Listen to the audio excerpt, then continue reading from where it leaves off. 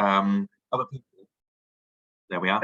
Other people who aren't able to join us today are able to watch it. Now, if you don't want to be have your camera on the screen of the recording, then just simply turn off your camera. But I would say it's really lovely for me and Sarah to see your faces instead of talking to the screen of no one.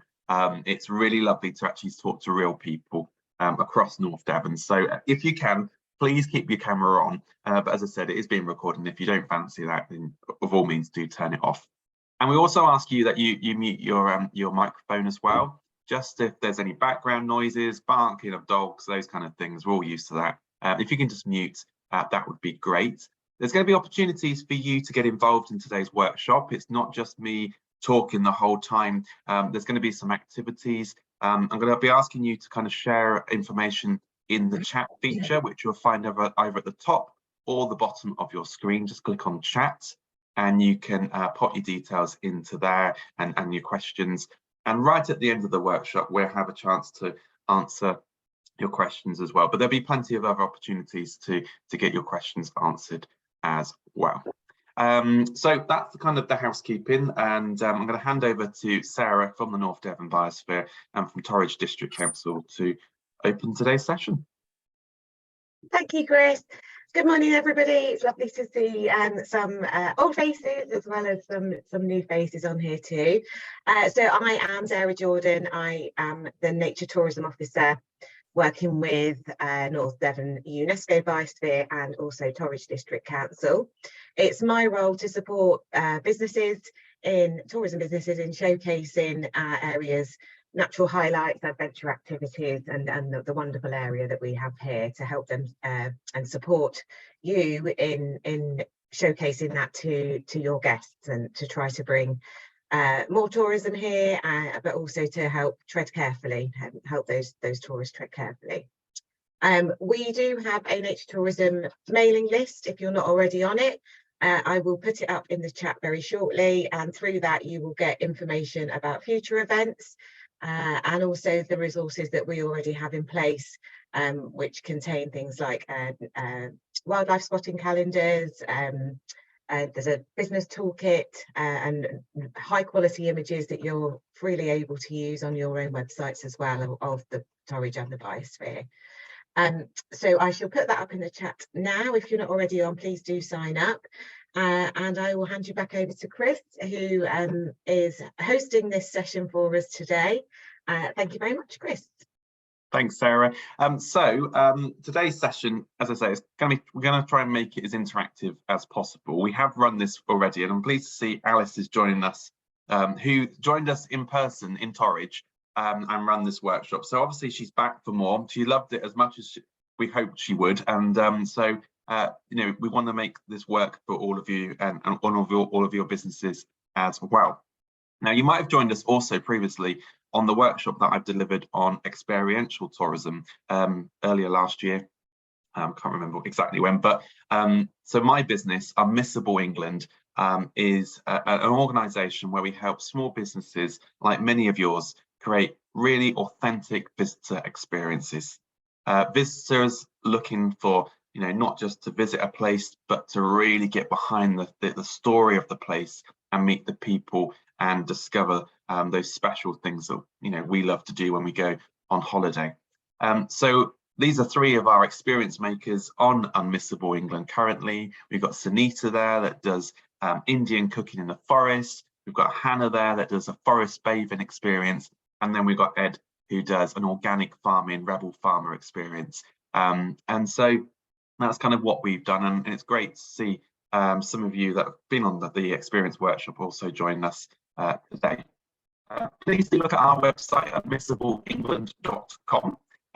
So if you are thinking about developing an experience or enhancing an existing tour, have a look at the website, because it's great for some inspirations, some ideas of how you might want to do things, and you might even want to onboard and add your experience onto there, which you're very much welcome to do. But today's not a sales talk for me at all. I'm going to move on to the agenda, because this is what we're going to be covering between now and midday. We're going to be looking at your marketing strategy, which sounds really scary. And if you're a small business, you might be thinking, what? haven't got a marketing plan or a marketing strategy, well, I'm going to give you 5 top tips in how you can simply create one. So you've got some idea of a strategy and plan of what you're doing with your marketing. We'll look at your green messaging, because obviously, we're all about sustainable tourism and making sure visitors, have a great experience, but also tread carefully when they come and visit. So we'll look at some of those messages that you can actually enhance around your marketing strategy. And social media. I mean, we all spend hours and hours trying to get it to work the best we can. And, sometimes we work ages on creating that post and only 1 or 2 people like it. That's frustrating. But I'm going to try and give you some, save some time with actually doing your Facebook and Instagram and actually making that work a bit more for your business. Google, huge, big. We'll be looking at Google search and really on Google Maps as well. So we're seeing more and more people are using Google Maps to actually find out about destinations, to book things from campsites to restaurants. So we're going to give you a little bit of a lowdown, if you're not already on Google Maps, how to get on there, and then also if you are on there, how to enhance that further. And guest reviews, love them, hate them. We have to do them. So we'll be looking at how to make the most of that and actually why they really matter. And then we'll wrap up the morning with a Q&A session. But there's plenty of opportunity, as I said, to put your questions into the chat. Sarah's going to be keeping an eye on the chat. So once we get to a Q&A session, she'll kind of highlight those questions to me, because obviously I can't be reading them as I'm presenting at the same time. So normally at this point, we would say who's in the room and go around the workshop room in situation. But we've got quite a big group today. So what I would love you to do is just introduce yourselves in the chat window. Say who you are, where you're from, what your business is, and what it does. So it's who you are, where you are, what your business is, and what you offer, basically. And if you've got a bit more space, you can also just mention about what you're hoping to gain from today's workshop, because that's really useful to us. So pop onto the chat window, just type away and let us know who you are and what your business does. If you're a new business and you're setting up, that's cool as well. Just put down what you're aiming to do as well. Let's give you just a few moments just to do that before we move on. You're typing away quickly.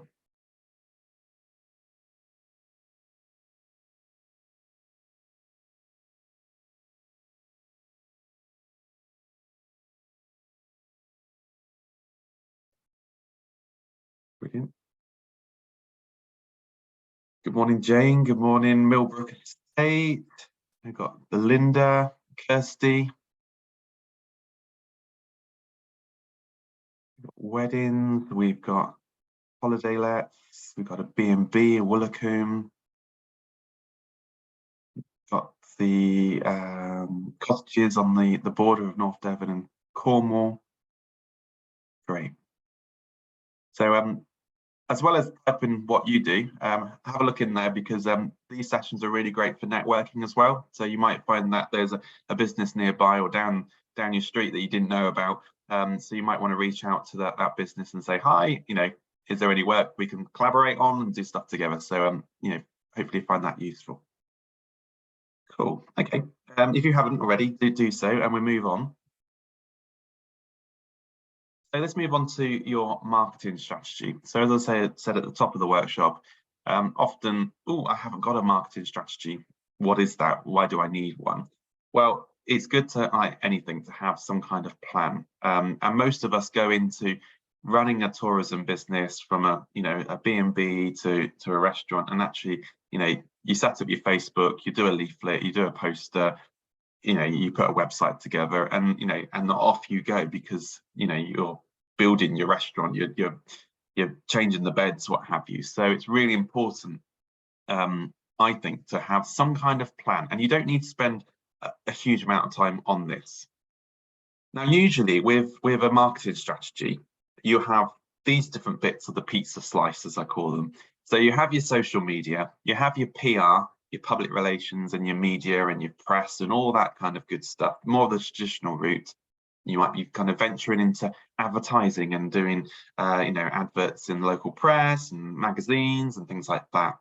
You also got your website and your search engine optimization, SEO. So where you're actually targeting visitors to come to your site when they do a search online using Google, for example. You might be having public events and special events to engage different target audiences.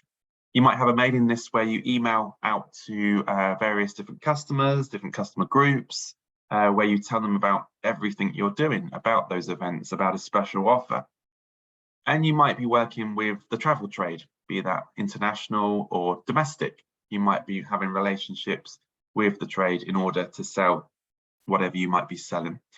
Or you might be working with online travel agents, OTAs, the likes of Airbnb, Booking.com, Unmissable England, and you might be selling your products through, a second party in order to take bookings. That's all a part of your marketing mix, and that's an awful lot to do.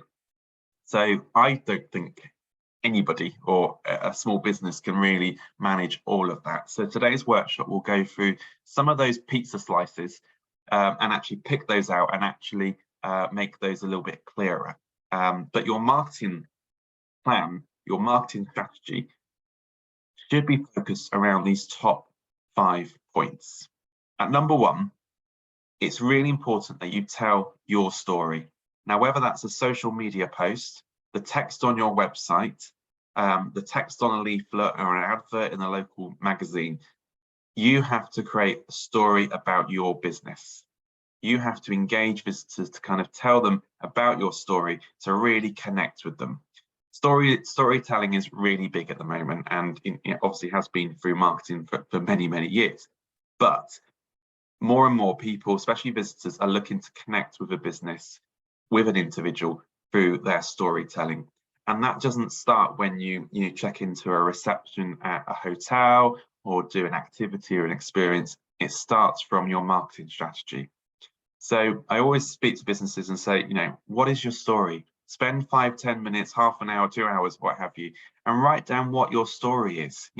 Did you start up that cottage B&B business from scratch? Did you, decorate? Did you restore that property? Do you make the breakfast? Do you locally source all the ingredients? What's all the attributes to your story? And really think about what those things are.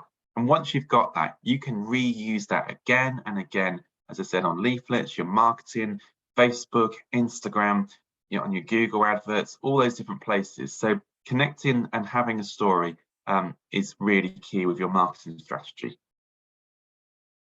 Second is your imagery. So we always say, a picture tells 1,000 words, and it really does. So imagery, video, so things like Facebook Reels and TikTok and all those kind of things are really big. And, more and more audiences are not reading things, whether we like it or not, they're not as much, but they are looking at images. So if those images can tell your story, that will enhance that further. So if you've got pictures of what your story is about and pictures of guests in your accommodation, doing your experience, doing your tour, that's great. People like people. So too many of the times we see businesses, they have a great picture and it's a stunning, beautiful landscape, or it's a beautiful church, what have you. And that's great, that's lovely to see. But what you really want is to have people in those pictures, and ideally people that people that have been your guests, not some stock image. So take as many pictures and use those pictures across your marketing strategy. Number 3, describe feelings and emotions. How will your guests feel when they come and stay with you? How will they feel when they've had that fantastic breakfast or that fantastic meal? What emotions will that bring to them? So really describe, again, in your story, but also just tell, when you're speaking to your guests through social media, through your website, describe the feelings. You're really trying to enhance and encourage them to come along, and ideally, number 4, book, because that's what we all want them to do. So actually, by describing your feelings and emotions, that will help guests book. And at number 4, the booking process is really crucial. No longer do people want to just find your website and then email and say, hello, are you available? Can I come along? That happens sometimes, and you still need to have an email address on there to be contactable, or a telephone number. But more and more, we're looking for ways to make the booking process as easy and simple as possible.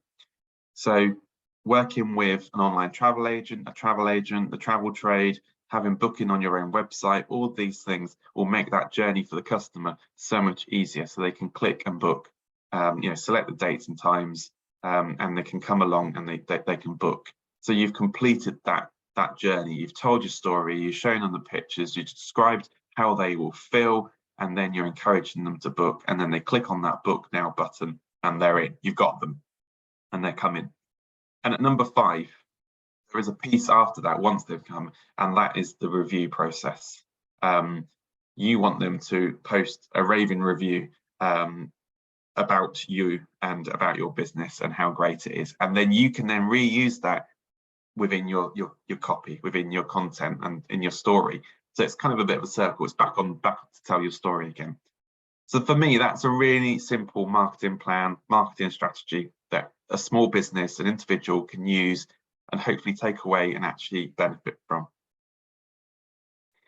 Now, of course, North Devon's Biosphere and more organisations and destinations across the UK and around the world are looking to make sure that we get visitors throughout the year, not just in what's been known as the high season. We're looking to have visitors come all year round, but particularly more in the lower season. So we're talking that period from the end of October right through to early March. And there are there's great reasons why to come to North Devon at that time. You get that sense of feeling of the escape and less people around, and you see the seasons, the lights different, all those different things. So when we're looking at campaigns, don't just think about visitors coming in the summer. Create campaigns that are focused through the seasons as well. So going back to your imagery, why not use imagery of the autumn leaves in your pictures and the trees changing, or a snowy scene on nearby the beach, those kind of images, because that will help tell the story and say, hey, we're not just here for the summer, we're here throughout the year, and we want you to come throughout the year. And as tourism businesses, not just here in the UK but around the world, we're not very good at doing that. We just concentrate on the kind of the high season and stop there and think people only want to travel there. Well, that's not the case anymore. More and more, especially after COVID, people are looking for those weekend breaks, those short breaks, low season, and actually travel to those places at that time. So when you're doing that, think about what makes that different in the winter. When somebody comes to your business, to your place, how can you actually make that the best time? So I've got an activity for you to think about, and I want you to just think about why guests might come. So list your top 3 reasons why visitors should come in and visit in the winter. So I'm going to pause for a second so you can think about that. Feel free to share it into the chat window, but list your 3 top selling reasons why to visit in the winter. What makes your business or your locality or your area, what makes it outstanding to actually come in the winter? I'm going to give you a few moments to think about that. Just thinking a little bit differently, because we're so focused in on that kind of late spring and summer. Why should guests book and visit in the winter? And as I said, feel free to share your thoughts in the chat window. Oh, empty beaches, definitely.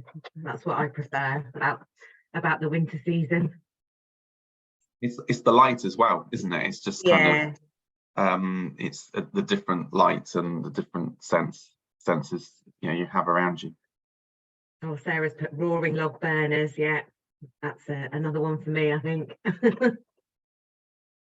Oh, the Starling murmuration. Yeah, beautiful.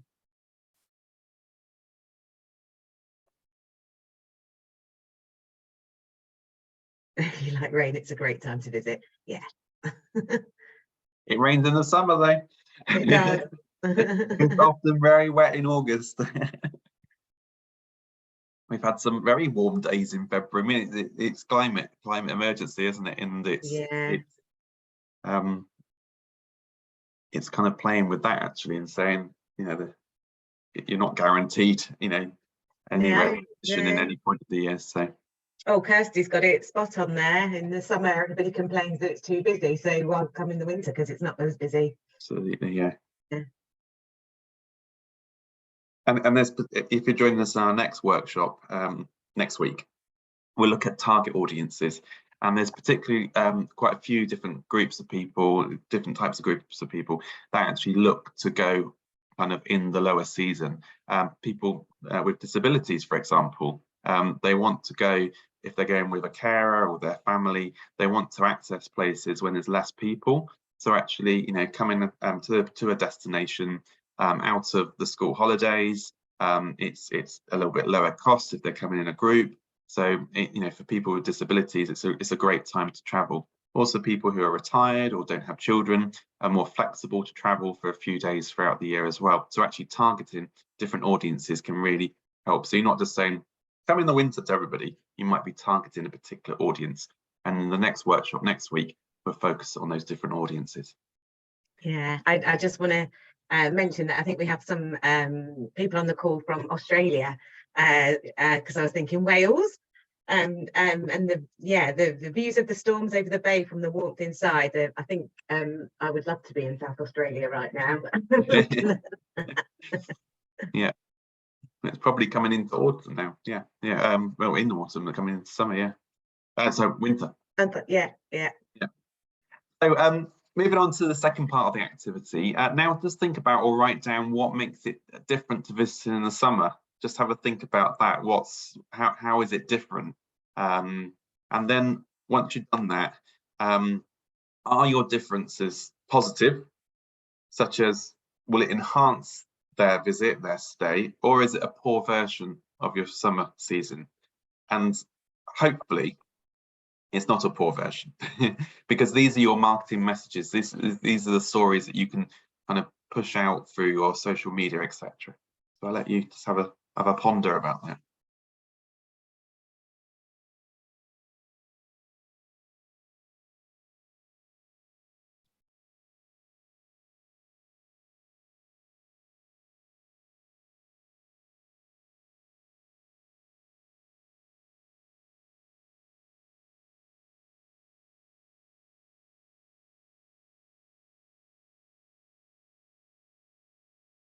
And just to mention, these slides will be shared with you after the session as well. So don't feel, you know, you have plenty of time to revisit all the information in them and also redo any of the activities. But I think it's just really good as a business to have this time just to think creatively as well. We as I said at the beginning, we go through marketing and we like get everything done, Facebook, and actually having that time to think about your story, key messaging, encouraging people to work with, you know, working with the seasons and encouraging people to visit out of the traditional season is just just some of the good ways to actually spend time to think about your marketing strategy. Yeah, and also getting ideas from other people as well. So there's some great, I call them wow words, sort of coming up already on the chat that you know you could use those to in your marketing. So dramatic coastal views and misty blue views. There's some lovely sort of words coming up and phrases that we can all use to help sell our area and your businesses. Absolutely. And also another part of the kind of the lower season as well, with international guests traveling. You know, I run my own experiences, and last few weeks just had so many different international visitors. I'm based in Oxfordshire, by the way, and they find my experience, and you know, they don't care about the weather. They want to do the experience. They want to come to the location. They know England could rain at any point. So I think there's you know, the British kind of get stuck on the weather. but most international visitors just want to come and visit, and they don't care like we do. You know, if you're going on holiday to Spain or Canada or whatever, you're just like, I'm going to that country, and not even thinking about the weather now. It would be nice to, you know, unless it's an actual just beach holiday and you're expecting to go and sit on the beach in Spain and it pours for a week, then that's different. But I think we've got so much to offer, and people don't think about the weather first. They think about what they're going to see, the landscapes, the villages, the towns, the history, the heritage, the food, the drink. That's what they come to think about. Okay, we're going to move along. So with kind of marketing in our low season, it's good to think about how you can invest in it, and that could be through your time. So making a collection of really good winter imagery and film is good. So you've got a go-to place of a file with some really good imagery, and you can start using that not in the winter, because remember, you're trying to encourage people to come in the winter. So actually posting more of a kind of an autumn wintry scene in the summer when guests are booking ahead might actually encourage people to come in that winter time as well. And also using phrases on your own website, like, you know, things to do in winter in Devon, those kind of things work really well. So, and generally speaking, you know, your website should have different phrases that you think people will be searching for online to find your business. So encouraging people to come all year, you know, things to do in winter in Devon, for example, is an example of how you can do that. But you can use that throughout your website in different ways as well. But also to feature on tourism websites and apps as well. And Sarah's probably going to mention now about the North Devon's Biosphere app as well, so you can be on there. Yeah, I can mention that now. So the Biosphere last year launched our North Devon Explorer web app. It contains, what have we got on there? Lots of things. So various walking routes, cycling trails, eco-friendly accommodation, natural highlights, nature reserves, the reservoirs, the cultural highlights, museums, things like that. It's got EV charging points on there, and there's so much more that I can't think of off the top of my head. But to get onto there, you need to become a Biosphere business partner, which is something different, and I'll put some links at the end because I don't want to talk too much about that. But then you can get free access, and we can put you on the Explorer app, which has been doing really well. I've been checking it, and we have still been getting hits on there every day, even throughout the winter. So hopefully we can do some more advertising for that app, and it will be used even more. So please do, sign up, and we can get you on there. I'll send more details out with the recording and the slide deck for information on that. Thanks, Sarah. Yeah, it's great to be featured on other businesses and organisations and destinations and councils' websites, so that they're spending their marketing money on promoting you as well. So if there are any specialist websites that are promoting more in the low season, then jump on board on those different campaigns and platforms as well. So hopefully that's giving you a little bit of kind of a new kind of idea on kind of marketing to the low season, if you weren't doing it already, but it's just kind of branching out a bit further. Now, if you're doing that and you're kind of marketing generally, you want to get across your marketing, your strategy, you want to talk about sustainability. So many of us are already doing things to enhance and change the way we run our businesses and how we you know, to run things generally, but also how visitors interact with those different things depending on what your business is. It's really important that you get your sustainable message right when visitors come and see you. So again, it kind of goes back to creating that story around what you're doing. And I'd be really interested to know if you've made a change in your business, whether that's, you know, how you wash the sheets, and how, you know, the different products that you might be using. Have you, you know, fitted electric charging points so you can encourage electric car users to come and stay at your property? What are you doing to enhance that sustainable tourism offer? Please pop that into the chat window, because it'd be great for us to see that, but also for other people on the call just to see what you're doing as well, because I'm sure we're all doing lots But what I find when I go around the country doing these workshops is that we kind of just do it, but we don't necessarily tell people about it, and we don't market the fact we've done it.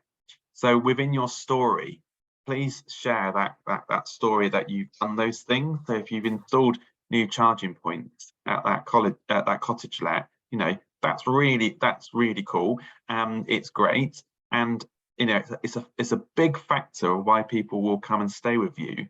More and more people are using electric cars, and it's a great sustainable message. So whatever you're doing, put that into your overall story and make sure you update that story when you're changing the things that you're doing. Don't think about sustainability as being an add-on feature. It is what we all do. So going back to, you know, if you've made those changes or what have you, and you do it on a daily basis, you know, it is very much what you do and not an add-on feature. And make sure those stories and those things really connect in with your visitor. So how, you know, when they come and stay with you, when they come and visit, what are they doing or what have they done enabled to be more sustainable? So it depends on, you know, is it a beach clean when they come and do your activity and experience, or is it, you know, not having any plastics in the bathroom, you know, and you're using reusable items with the shower gel and those kind of things as well. So make sure that your visitors have an advantage as well, and they know about that advantage, what they're doing. And create green heroes, and I hate that phrase, so don't call it that, but you know what I mean, where you actually create kind of case studies, stories about people, other businesses, great things that people are doing. This is great for social media, so you've got a picture of Nigel there, Nigel's done this great thing, and Nigel, you know, you want to tell everybody about Nigel. People love that, because as I said, people like people, so you want to create those hero stories, and if you might be one of those stories, in fact I hope you are, and actually make yourself one of those green heroes where you're actually talking about something that you've done in your business to change the way guests come and visit, etc. You can also include, you can also include things like working with other local businesses and local suppliers, and getting produce from your local butchers and things like that, to do with sustainability, and make it more about the local development, as well as sort of conservation type things. So yeah, please do include things like that. Yeah, absolutely. I had an example of that actually, staying down in Cornwall a couple of weeks ago, and you know, all the breakfast was locally sourced and stuff like that, which was great being told that when I was eating it. But I was like, when I look back on the website, there was no mention of that. And again, it's just a nice kind of part of your story, is say we do all of this great stuff, you know. So actually a lot about it, you know, as we're talking about today, it's the marketing, it's the communicating. We're all busy doing these things, but it's about kind of having that within your marketing mix. So, hey Chris, sorry to interrupt. Is it possible to ask a question? Yeah, of course you can, yeah. I just put a question in the chat, but I just thought I'd raise it anyway. Do you guys, or perhaps Sarah, do you have any data points on the number of tourists coming to Devon that are using EV cars? Is there any market data that you guys have available? I don't have anything at the moment, but it's certainly something I can look into. Yeah. Sarah has that local knowledge, obviously, through the district council, and it might be able to kind of find out a bit more about that. All we know is that, you know, the price of the cars are kind of gradually going down, and therefore, you know, more uptake and more people having them. So I haven't got actual stats, especially for North Devon. So sorry not to be out. And I will try and find out, Will, and let you know. But they are stopping at some point, I believe, the selling of petrol and diesel cars. So I think that's in I want to say 30, but I think yeah. So it's quite soon. So you know, to get in there sort of get ready for it as well would be a good idea. Yeah. All right, thanks. Thanks, Will.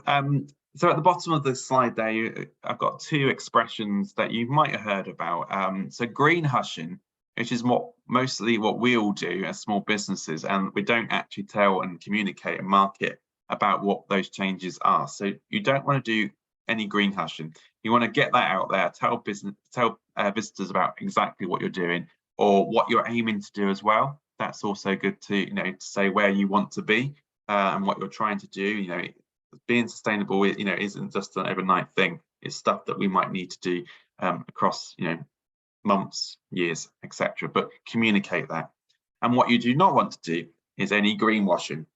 So, and I'm really sure you're not going to do that. But some of these large corporates do it, and they're like, "Oh, we've replaced all of our straws on our cruise liner," and it's like they're all going to be, non-plastic. And it's like, well, actually, what else? What's the big stuff you're doing? So that's really much more about the big corporates that are, not making the change quick enough and big enough as well.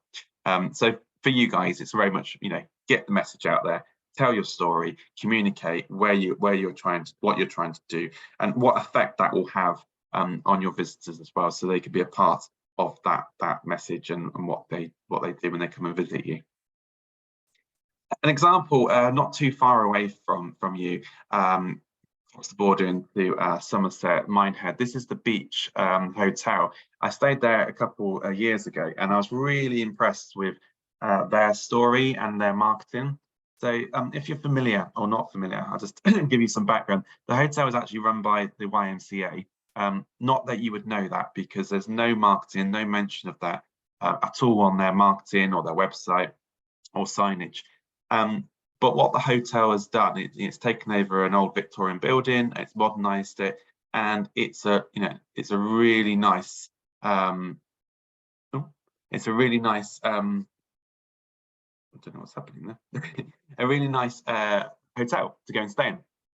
So we can, sorry, someone's drawing on the slides. I don't know how they're doing that, but so on that hotel, you get to stay, and there's the restaurant, and the food they serve there is some of the best food on offer in Somerset, and they win many awards, and including the Somerset Life Award for food and drink. But they employ locally long-term unemployed people, the people that have had quite a hard time. Some people have been homeless, and they put them for a program of training, and they train them up to be great chefs. And what they've done in the kitchen is they've opened up the kitchen, so when those chefs are cooking, the kitchen team are working, they can actually see the customers and really engage with the customers as well. So that really helps those people who probably have got confidence issues, for whatever reason, and they can see the people that come and eat in the restaurant really enjoying and having a great time and enjoying the food that they're eating. So they're really thinking about their staff, but also they are getting guests to come and do a beach clean as well. So and even if you're just walking past, you can get a free cup of coffee if you go out with some gloves and some tongs, and you can help clean Minehead Beach up. So they're great at at actually not just doing the marketing, the communication, but they're actually doing it in their business day to day through employing locally long-term unemployed, doing the beach clean, and a whole other host of different things as well. So have a look out there. I mean, have a look at the Beach Hotel in Minehead and look at what others are doing. But that's the kind of thing that you're trying to do, is trying to get those stories out there and communicate to guests and customers. Oops. So here's your sustainability checklist. Things that you can do. Identify what you are doing or could do differently. So actually have a think about what you're doing currently and what you're doing, and develop that approach that makes sense for you as well, and to your visitors as well. It's got to be connected about what you do, and adopt that. Adopt it from a top to bottom approach as well. Obviously, like anything you do at your business, you can look at things like reducing energy and saving water, and encouraging guests to do that. But don't kind of overboard your cottage let or your hotel or your restaurant with lots and lots of signage. Don't do this, do that. It's just off-putting. There's some nice simple ways that you can get that message across, and make it really friendly, and explain what you're trying to do as well. But do that with less signage. And simple things of using eco-friendly waste disposal. It depends on your business, obviously. Ethical buying, we talked about locally sourcing as well. But there's a few things, if you're not doing that already, you could be doing. And there are schemes like the Tourism Declares scheme that was launched at COP in Glasgow a couple of years ago. Google has their own green award. There's the Green Tourism Awards, and various different things as well. So once you are doing all these great things, get that message out there that you've been nominated or you've won, and sign up to those things in advance as well, so you can be a part of those good things. And also the Biosphere have our eco accreditation scheme, which is called Biosphere Business Partners, which again I will send information out. A number of you that are members are already on here, so I'm not going to talk too much about it. I'll drop some information in an email after the session. And don't forget to communicate to everybody about what you're doing, whether that's your visitors, your customers, your peers, other businesses locally. Shout about it and tell everybody about what you're doing and what you've done differently. And the next part of the workshop, we're going to focus on social media, search engines and maps, reviews, and a bit on Google Ads as well. So that's kind of next part of your marketing strategy, of your marketing mix. So I'm guessing with social media, we're all doing a bit of Facebook, a bit of Instagram, maybe a bit of Twitter.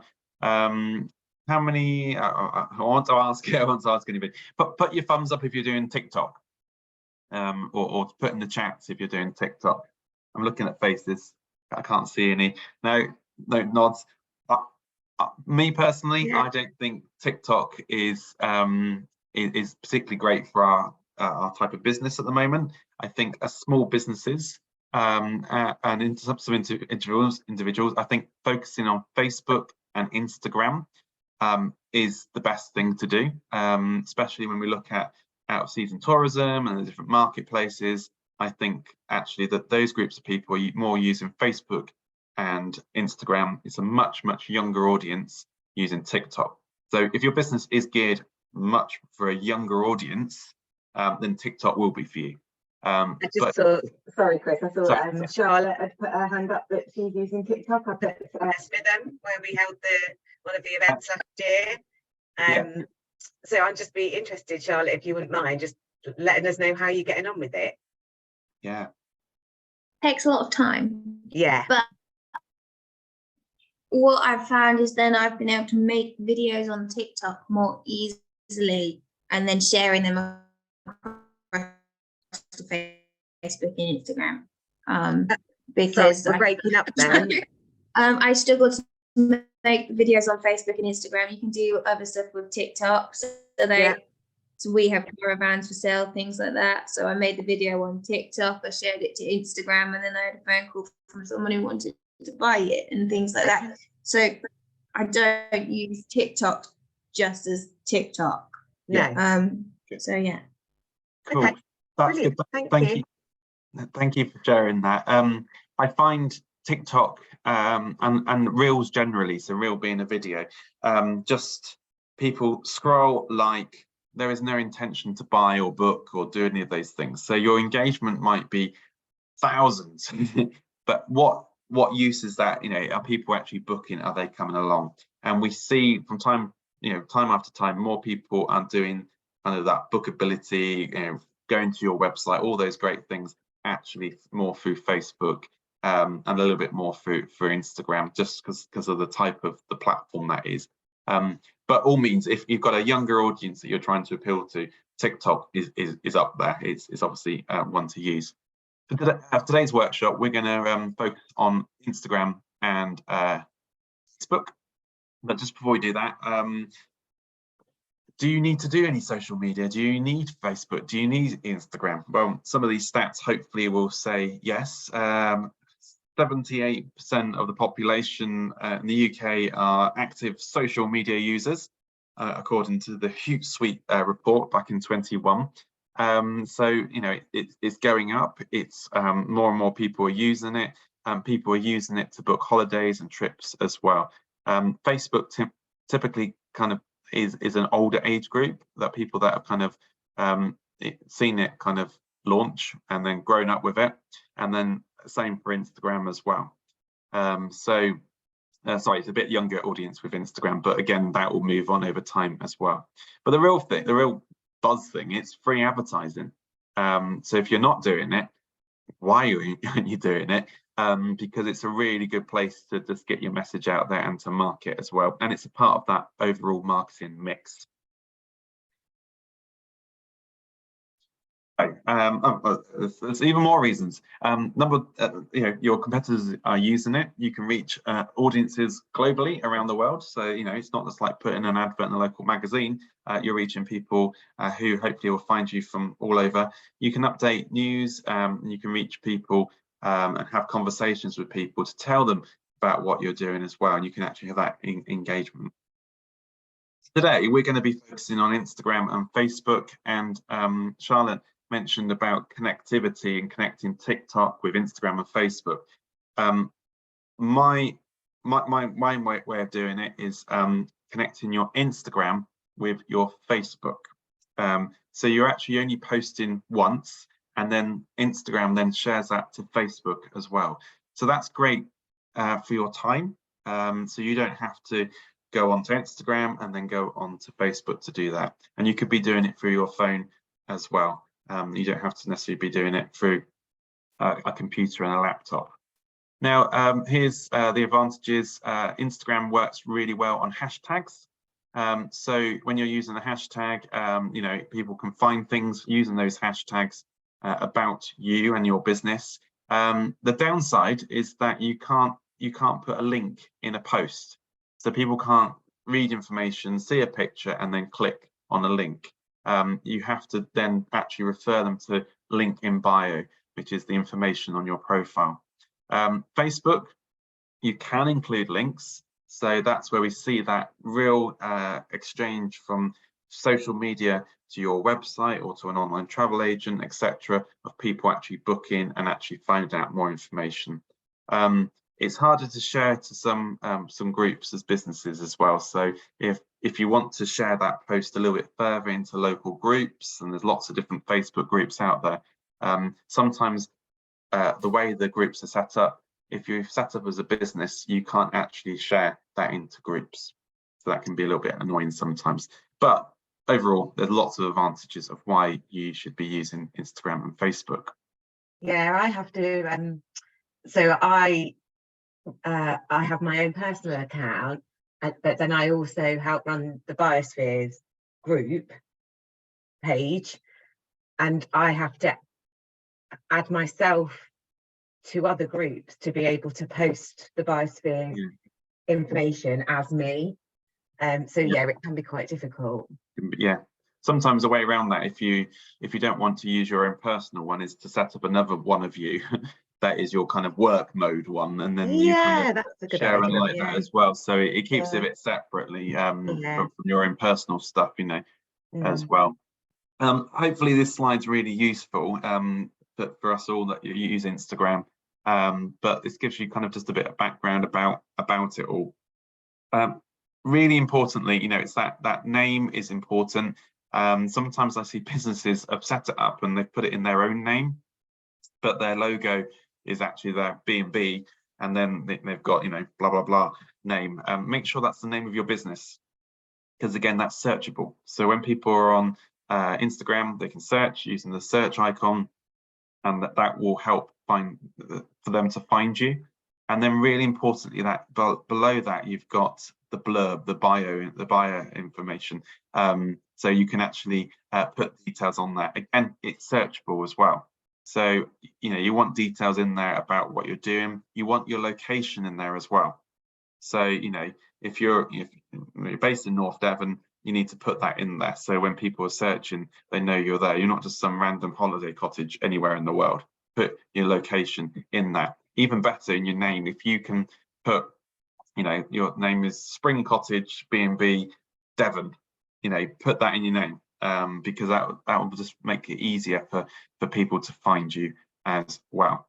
Then we've got those the 4 circles later on down on the page there. They're your highlights. So once you've done a story on Instagram, you can then share that story to your highlights. So the idea of a story, it lasts 24 hours, then it's gone.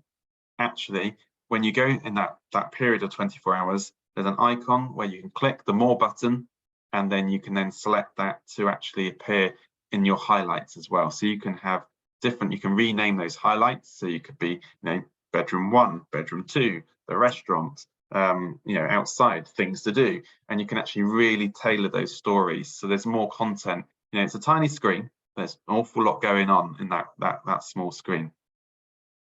So okay, let's move on a little bit further.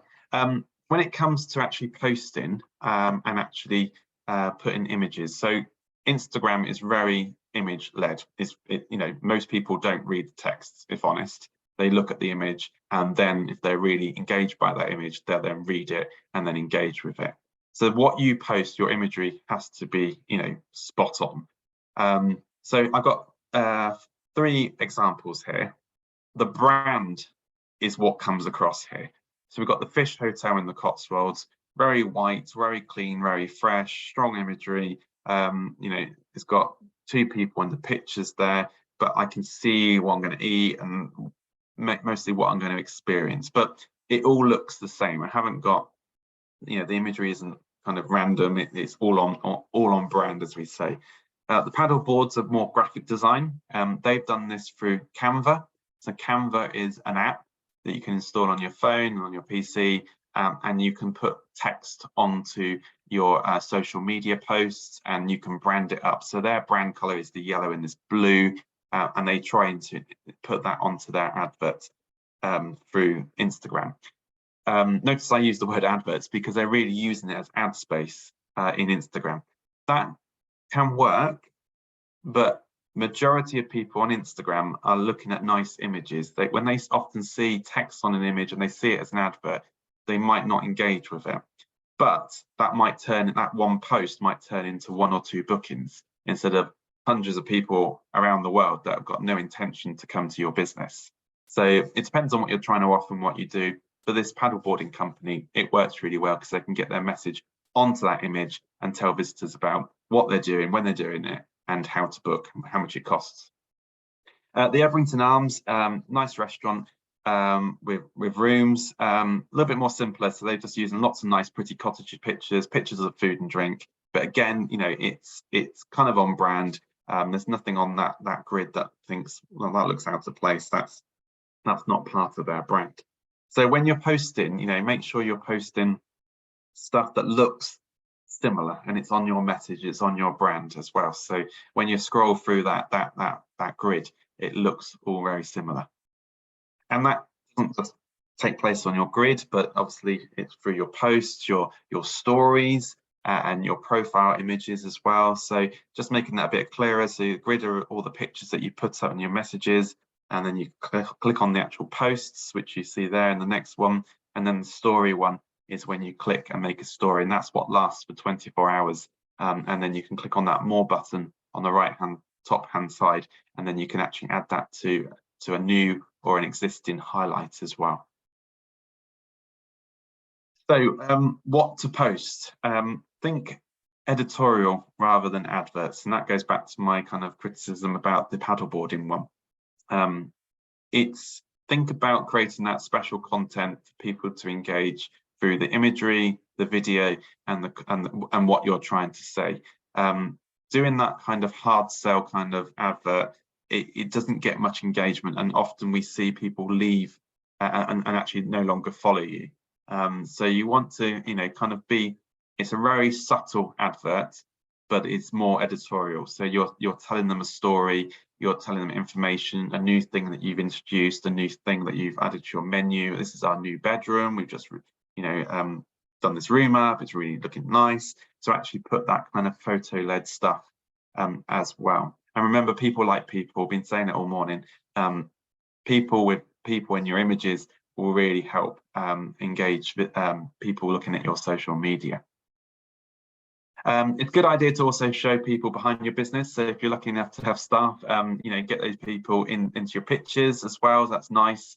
Any testimonial type stuff as well of of people actually coming to stay. If you've got a great review, you know, that works really well to share as well, or a highlight.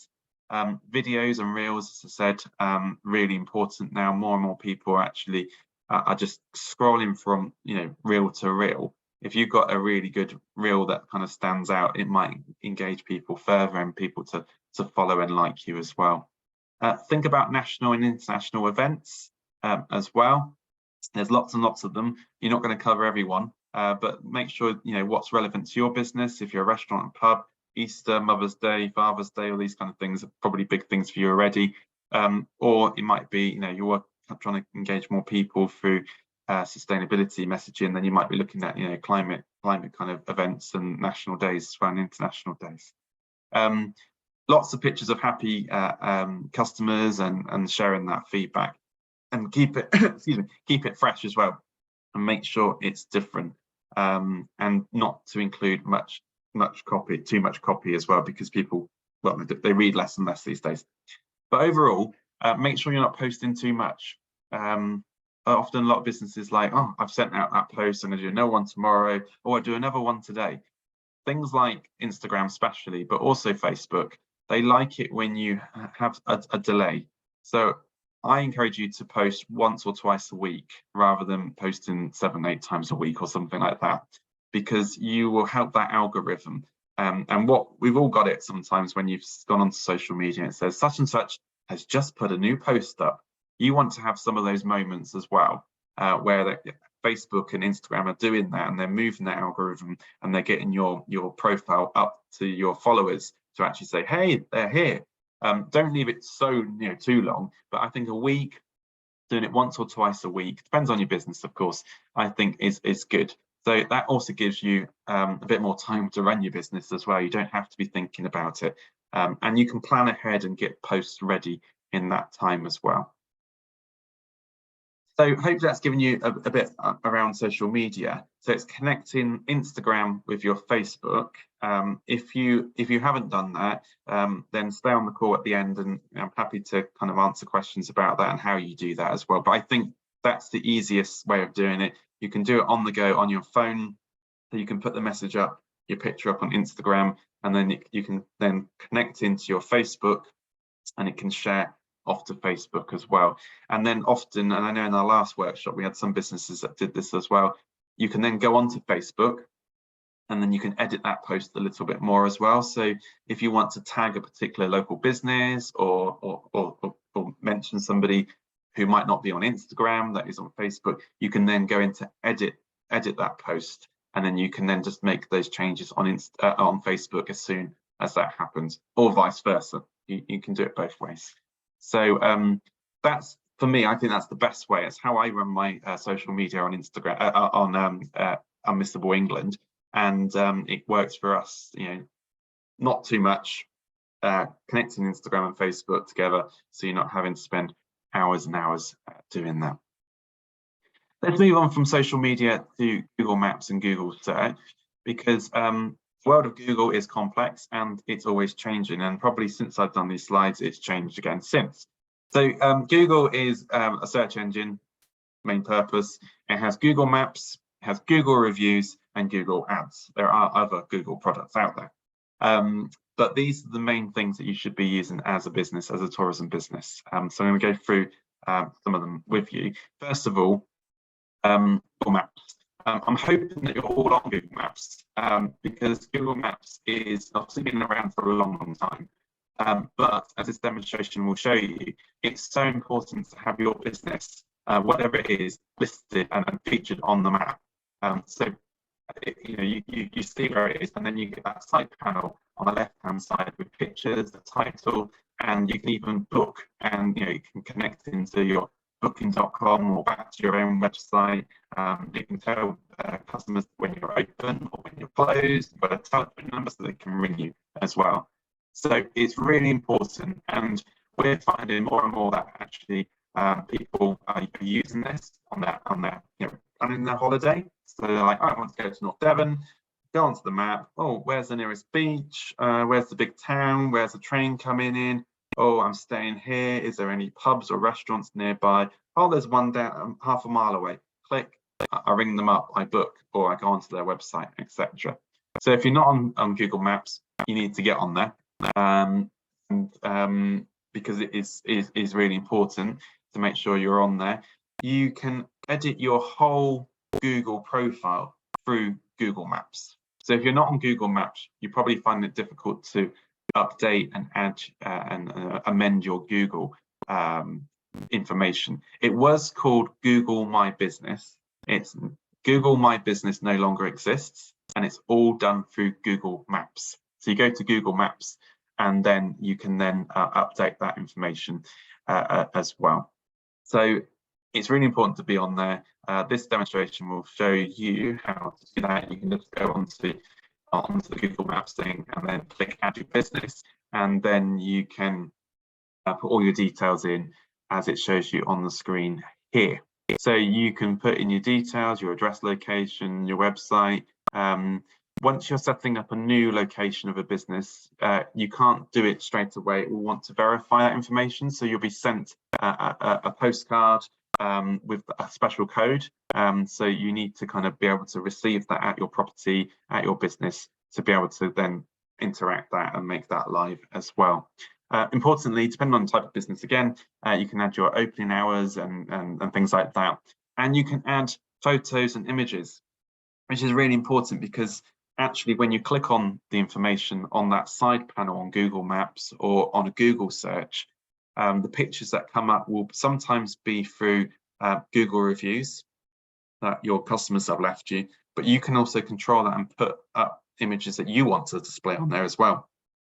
So it's a bit like a little micro website, really.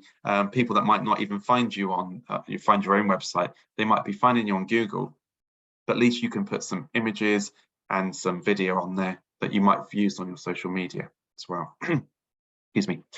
So think about reusing some of that social media content on your Google profile as well. Now, you don't need to necessarily have a fixed location or venue, especially if you're running experiences and tours across a whole region. At the bottom of the screen there, that's a business that we work with in Cornwall, and they do experiences and tours right across Cornwall.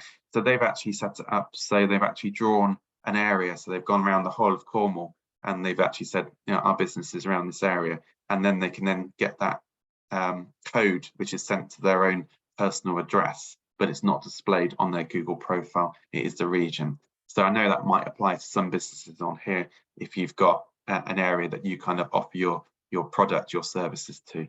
But from an accommodation point of view, a pub, a restaurant, an attraction, it's really important to have that pin on exactly where you are. So individuals can zoom in, they can click, and they can find out more information about you. On Google Ads, I recommend not to do Google Ads. I think it's a very expensive way of promoting your businesses online. And for the reason I show you on the screen here. So this is a screenshot of a search I did for holidays in North Devon. And you can see the top 3 of the main searches that come in are sponsored. You can see that at the top of the listing. So they're paying lots and lots of money to be featured on the top. So the question to ask yourself is, can I put in enough money as these guys do to get on, to get on top of that search or somewhere in there? And how much is that going to cost me per click, etc. So it depends on your business, but I think if you're a small business, an individual running a business, I think Google Ads is a really expensive way of doing things, and I don't often encourage businesses to do that. If you're a bigger organization and you've got a marketing team, then this might be something you might go along and do. But I think if you're a smaller company, like many of us are, I think Google Ads is just, it just doesn't give you enough return.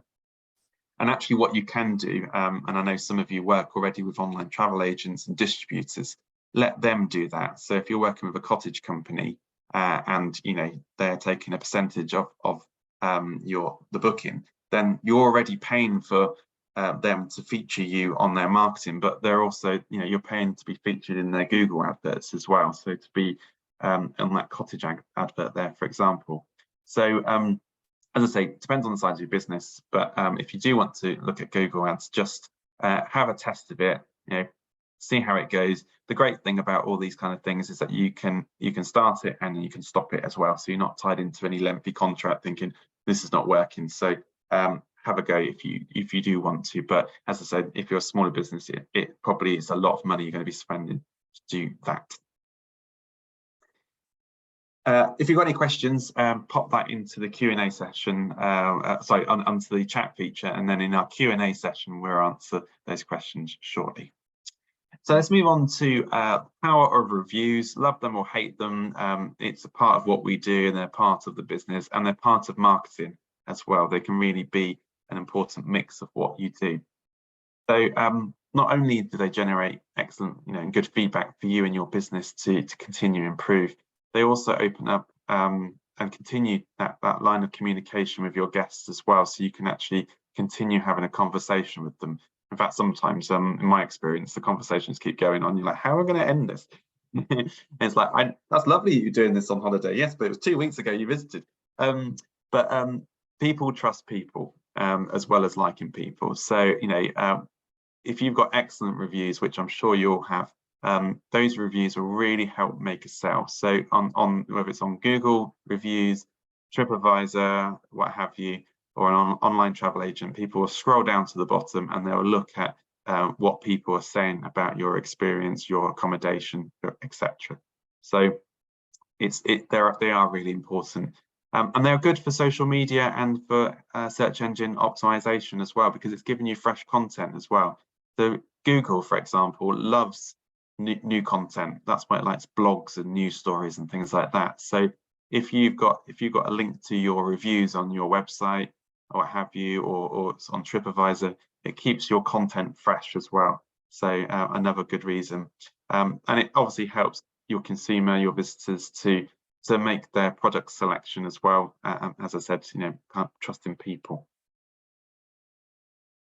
Which of the following website apps do you currently monitor and use? So just have a look at these three. These are some of the three biggest on the market with Google, TripAdvisor, and Facebook.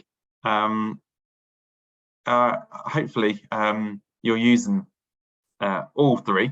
If not, I advise you to do so, because as I said, these are the three biggest. Google reviews will link back into your Google Maps and your Google profile, which as I said, you can update through My Google Maps. So that would be obviously important to use if you're doing that. TripAdvisor doesn't mean that you have to have your product for sale on TripAdvisor. So if you're an accommodation business, what have you, you don't need to be signed up to sell through TripAdvisor. You can simply have your business on there. And I actually know some businesses have actually had their profile set up by customers, because you can recommend, or you can set up a destination, a business, a location. So you might actually, if you're not checking TripAdvisor, you might be having reviews that you don't even know about. So just kind of, if that's you, then get onto TripAdvisor and check out what guests are saying about you, but also get some control of that TripAdvisor profile, so you can then respond back to your reviews. And then Facebook, obviously social media, those reviews is really important, because if you are taking bookings directly, you might be asking your guests to, please drop us a review on Google, or please drop us a review on TripAdvisor. But I would also say, leave a review on Facebook as well, because if you're doing all that great work on your social media, on your Facebook, and then again, you've got those reviews next to all that great stuff, it's just encouraging the visitor to book and see all that great reasons to doing that. I've popped Airbnb at the bottom of the screen down there, because Airbnb has its own review system, which is really good. So if you're on Airbnb and you're selling your rooms and your accommodation, or you run experiences for Airbnb experiences, it will ask you, or it will ask your guests after they visited to leave a review, but also it asks you to leave a review about them. And the two don't match up until both parties have actually left their reviews, and then it's shared. And I think that's a really nice way of doing that. So, but that's only on Airbnb. That information doesn't go through to Google, TripAdvisor, or Facebook. So and that will apply to other online travel agents as well. So that might be a for another review site that you might have to manage. Other reviews are good too, believe it or not.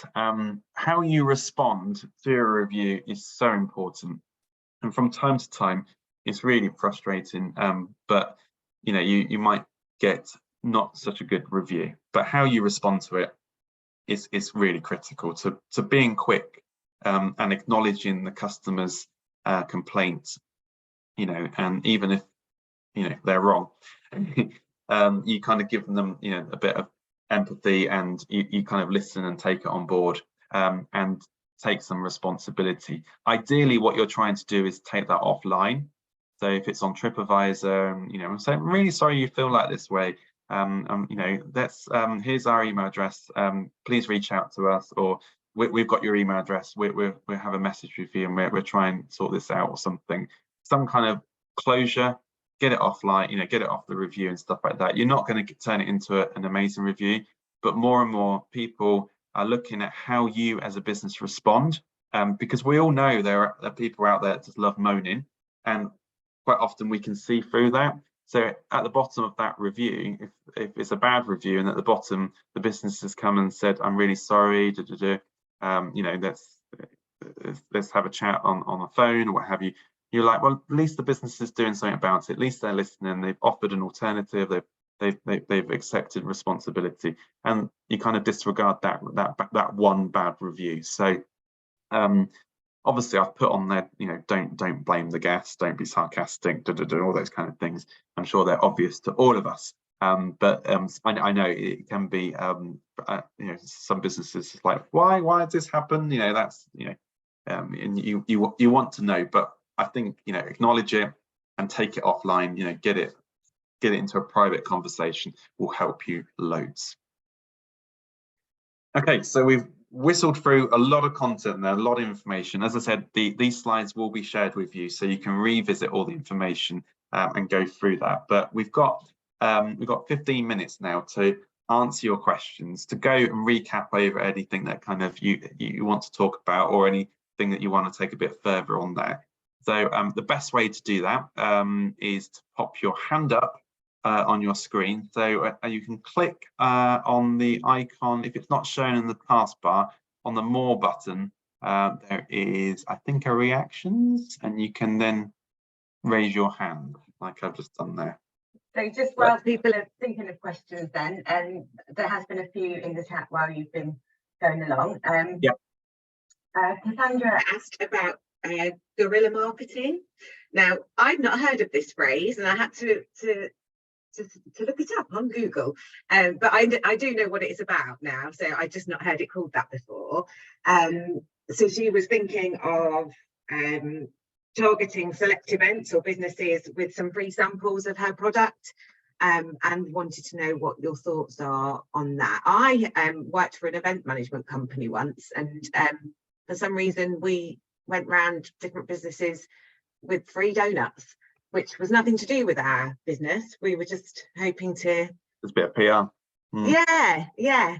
But I can see it from Cassandra's point of view with the microgreens, that, you know, going around giving samples at events. I think that would probably work quite well. Absolutely, yeah. It's engagement, isn't it? It's communication, yeah. And I think, you know, your donut idea there, and it wasn't your idea. I think it might have been my idea, to be honest. I think that's very much what they used to do and stuff like that. And big corporates. It was years ago as well. Yeah, and I think for us as small businesses, we kind of, as long as it connects and stuff like that, I think it's a great way of creating that awareness. So yes, everybody loves a freebie as well, don't they? Yeah, I wouldn't mind a donut now. So I know. So yeah, Cassandra, I think you just need to be, like you've said, select events. Just be really careful with the events that you do go to ensure that the audience that is going to be there is the sort of person that would be interested in that sort of thing. I think events and maybe businesses as well that might be interested. But yeah, let us know how you get on. You're welcome. Okay, and then also Belinda is she said remarketing ads on Google, and I wasn't sure entirely what she meant. I thought she meant regarding marketing ads on Google as to what you were saying, but then she explained further about when guests have visited a tour profile or website, and then that kind of remarkets them, like when you search for garden shears and then ads for garden shears keep popping up. This happens to me a lot of the time. You search for one thing and then all of a sudden loads of ads are coming up for it. So would that work? It is, but it's very expensive to do it. If you've got a good marketing budget, and again, it depends on the size of your business, it can work, and you might get traffic to your website. It works particularly well for a product, more than a service, I would say. But I just think, you're better off putting your money into a social media post. So kind of raising a post on Facebook and Instagram, you've got some great imagery or a video, some great content, putting £20, £30, choosing your audience of people coming to North Devon, that's going to give you a much more targeted approach with that, and better use of that money. I hope that has answered your question, Belinda, and that I got the question right. If not, please do drop in or pop in here or put your hand up, and hopefully that's helped. But if not, please come back to us. There was just those two, and there was another one from Will, but he already asked it, so I think that was it. Any other questions? Please just come in or pop your hand up if you can find that icon. Hopefully you're it's made it a bit simpler around things like Facebook and Instagram, of not doing too much and not having too much content as well. So actually it takes the pressure off us all, because I think we all think, I've got to do all this, I've got to post, I've not done a post for 24 hours, what am I going to say, and things like that. And actually it's just stepping back, thinking, getting that organized, what am I saying, and then leaving that to do its work. And so it's got time to do that, and to move into that algorithm and get you more interest. And maybe after a week, if it's still relevant, that's when you might want to actually do a boost on that and put £10-20 behind that to get even more engagement as well. And it's really important on social media that you reply to any comments and suggestions or anything on your social media posts. Good or bad, I'd say. Yeah, as well. Just interact more conversations that you have with potential guests and customers, the better, and it just pushes up that post even further, especially on Facebook as well. So it's kind of having that interaction. Dan, you had a question. Yeah, thanks. It was really interesting, especially I'm really interested in this extending the season issue. It's a bit problematic because it's a bit chilly in our cottage, so it's kind of partly slowly refurbishing it. But I just wondered if you had any thoughts about, in terms of experiences. So one of the things that has sort of crossed my mind is to link up with maybe a local artist. We've got a sort of room at the back that could be a studio, and I always wondered if you had any advice or ways of, making an experience, but basically the experience part is joining with another business. So we just have a cottage where, and how that, if you have any advice how that works. Because they probably have an experience themselves, but you kind of combine it as a stay, and how you that and how you sort of manage. You need to have one party, one of those businesses, kind of owning that experience and looking after the booking. That's the main thing. If that's you, that's easier. If it's the artist and they're kind of including your accommodation, there are quite a few UK packaging rules and regulations about how you put that together, which becomes quite complicated. So I would suggest that you do it and you offer it as a product. Come and stay, and then we've got this kind of artist in residence almost. You've got this kind of experience that you can do. That's a couple of hours, half day experience, and it's kind of don't ever call these things packages. Because as soon as you call something a package, you're then liable for that whole holiday. So you become a tour package company like TUI or Thomas Cook, etc. And just by using that language, you don't do that. So what you described at the beginning is an experience, and it's exactly that. So I think this is a great way of kind of getting your cottage booked up in those lower season, because more and more people that travel in the low season are looking for experiences. They're looking for the things to do because it might be wet and windy. So they want to book up and have something. And if they can find somewhere they can stay and have a fantastic, experience in the cottage, doing the art, what have you, I think that would be brilliant. I think, we need more product like that in the UK, especially for international visitors that come throughout the year.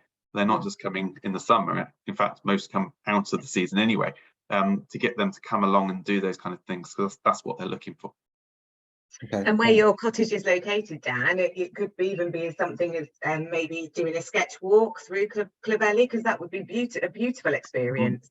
Yeah. Yeah. It's just trying. I don't know how the foot. I mean, I can't imagine.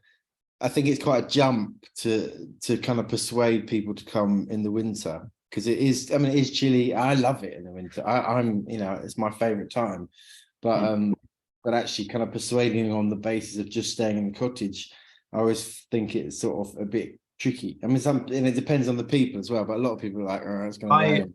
It depends where you sell it. It depends where you sell it. And if you join us in next week's workshop on Wednesday, I think, we'll go over that. And it's about how you market those people. I'm in a cottage in Oxfordshire in a completely not touristy village.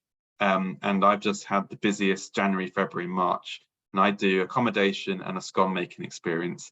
And if I didn't do my full-time job, I could run that throughout the time. And that's just been through the winter. So, 95% international guests. So they are out there. They want to come. It's just that we've not, as a country, we've not been up front with these products and put them available and things like that. So next week's workshop will be looking at marketplace and where those people look for those experiences, so they know that you exist and know how to book as well. So we'll be going through that as well. So I have no doubt, if you're in North Devon in Clovelly, that you're going to get bookings. Yeah. It's timings in a way, because we've been renovating the cottage. We haven't got much money, so we've been doing it very slowly. And I kind of sort of also it's that balance as well of not sort of jumping too far. Then you put a lot of people off, and then you get bad reviews, and so you sort of want to. But you're telling that story. It's exactly the same situation for me. We've been restoring our cottage here while living in it and having guests for 8 years. And we've been really upfront saying it's 15th century, 16th century cottage, and we're restoring it. And your room you're staying will be absolutely fine. But when you come in, that we're repairing a dry stone wall, and we've got these things, and we've just been upfront about it, and the price kind of reflects that as well. So yeah, I hope that's answered some of your questions. But just try it. Try and do it. That's have a go. Get some friends, family to try it out. Get some pictures, and just start doing it, because these things kind of like snowball effect, don't they? And then before you know it, you've got bookings and everything. So well, I think it's also about local people, because I think the community in Clovelly is very strong, and then I'd really like to have them, benefit from it as well. Because there's soap. Do the Clovelly soap? Do they offer soap making kind of experiences? I need to approach. I haven't approached it. But that kind of thing. That it would be, but it's difficult to know how the sort of first sort of move. How. But that thing about packages is quite helpful. You do need to be careful with that one. Yeah. That's interesting. Thanks so much. Thanks, Dan. Okay, we've got a couple more questions, Chris. Yeah. So I think it's with Chris. With Facebook groups, is it worth responding to requests for holidays? They all seem to want the moon on a stick for £10 per night and don't respond. Ooh, is Fee on the call still? Can we get them to? Are you still give us a bit on here, Chris? So people come in, they're on Facebook groups, and they're kind of asking for, basically, as you say, the moon on the stick for £10, and don't respond. Yeah. See, you I'll ask to unmute and see if they can. Oops. No, might not be here. Should we move on to the next question and see if they've got no mic? So I'm not quite sure. Obviously, if that's you have a product, if it's your rooms, your holiday let, what have you, you just direct them to the website. You're not going to start negotiating on pricing on that's just just take them, direct them to the website, and they can contact you, request dates, book, what have you. I think that's probably the best way to do it. But I think if you can answer them, I think that's good. Just shows you're active and that you're there as well to anybody else. What was the? And then I've got they're on Google Maps. This is Duncan. I think it's Wendy. Yeah. We're on Google Maps, which was great to start with, but now can't be seen unless you zoom right in on the village. That's probably a problem around these parts. Any ideas on how to sort that one out? Thanks. I've noticed that. Yeah, some businesses kind of come up a bit more than others. Mine comes up, and I've never put any money to do that. Comes up more than our local pub, for example. Okay. So I don't know the answer, Duncan. I'm sorry. Do you think it's maybe how much content you're putting on and how regularly you're updating it? Definitely, yeah, I think the more you can put pictures and update it, keep your, maybe go back into your opening times or update that, or just change your website and put it back in again. I think just keep that activity live. You might be doing that already. So it'd be good to know if you are doing that. But yeah, I think keep onboarding more content to Google Maps and things like that, and hopefully it will actually pop you up closer. But I know exactly what you mean. And maybe getting the more reviews as well. Maybe that would help. Asking the guests to leave reviews on Google would bump it up and make it more prominent. Also, think about the icon that you use as well. So, is it an accommodation? Is it a restaurant, a pub? Some come up a bit more than others as well. So if it's just, I think if it's just a generic key point, it might not show so much. So I think have a look, delve a little bit more into that. Okay, thanks, Chris. Dan, have you got another question for us? I have actually, yeah, it just occurred to me. I don't know if you can know anything about this, but I've had we're a business, so we do a tax return and we're a business, but we're not a registered company because the cottage is owned by a trust, and so we are a business, and we still have this thing with payments where I can't get a PayPal. We can't get a PayPal account unless you're a registered company, and also Stripe and all this sort of thing, and I found it very difficult to get. Which would then mean I have to create a personal account to run it, which I wouldn't really want to do. And I just didn't know if anyone else had any experiences. I don't know if you're all registered company numbers and stuff, but we're not. Why are you not registered? Is that a conscious reason why you've not registered or become a sole trader? Yeah, it's a sole trader. Well, it's a trust which we do a business tax return each year. There's no the accountant says there's no real benefit in us registering a company because it's really just more work and it's more cost, and so there's no particular benefit to it. I didn't know if there was any workaround because obviously with all these companies, there's no one you can phone up. No. Forget that. No, you can talk to. I guess, it depends. Like Airbnb, you can be an individual. You don't have to be a limited company or sole trader to be on Airbnb, and you can put your accommodation on there. You can put your experiences on there and activities. So there are some places where you can do that. You don't need to be set up like that, and there's probably others other than Airbnb as well. So not sure. I don't know if anybody else on the call has got any suggestions, but I'm not sure what else you can do, because you're right. Often there's no way you can speak. There's no way to speak to these people, are there? PayPal, etc. So how do you get your payments through to you then for people booking your cottages? A lot of it is Airbnb, but we do. And the private bookings, I give them the bank details and they transfer the money.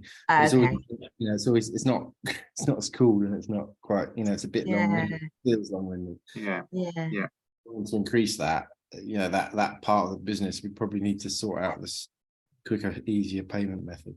Yeah. I'll ask around for you, Dan, and let you know if I get any solutions for you. Duncan, again, I think it's Wendy. Stripe is fine without being set up as a limited business. Did you say you'd looked at Stripe? I thought I had looked at Stripe. No, I looked at it. Okay. Thank you. Yeah. Oh, another suggestion from Sarah, Square as well. Yeah, Square. You could look at that. Square. I've not heard of. And then, oh, Kirsty uses Free to Book booking platform, which is linked to Stripe with, and they are a partnership. I've heard Free to Book quite a lot, actually. I think, have you mentioned that to me before, Chris? Free to Book? No. Oh, I think it might be a couple of accommodation providers that I've been out to recently have both used Free to Book. So that seems to be quite a popular platform around here. Okay. Just going back, just before we come to Will, Chris has said thank you for the answer to the question. They've had a bit of success with responses from Facebook, but lately people seem to be less responsive and want sea views, hot tubs, lions in the garden, and a motorway to the front door, all for the princely sum of very little. Yeah. Well, I hope you offer that. Yeah. No, I'm joking. Yeah, that's social media for you. And yeah, you just kind of direct people to your website. This is what you offer, and then you kind of just move them along. Yeah. We found that in COVID, especially domestic UK customers as well. You know, some of our experiences, which were more geared at the kind of international markets. So, you know, they're around more about the £60, £80 mark. People were saying, "Oh, I'll do it for £10." It's like, no, you won't. No, you won't. Yeah. You know, it's like, okay, interesting. Let's go to Will for one final question. Yeah. It's just 12 o'clock. Thanks, Chris. You mentioned earlier something about TripAdvisor and the fact that you can get listed on TripAdvisor without being there as a booking thing. I just wondered if you had like a link, because I looked at that previously and it seemed to suggest you had to be there as a business kind of booking tool to be there as a review listing. So do you have any link? Yeah, I can find you one. Yeah, absolutely. Yeah. It's very hidden. And it's kind of suggest a business, add a business, and then you set it on there. It took a long time.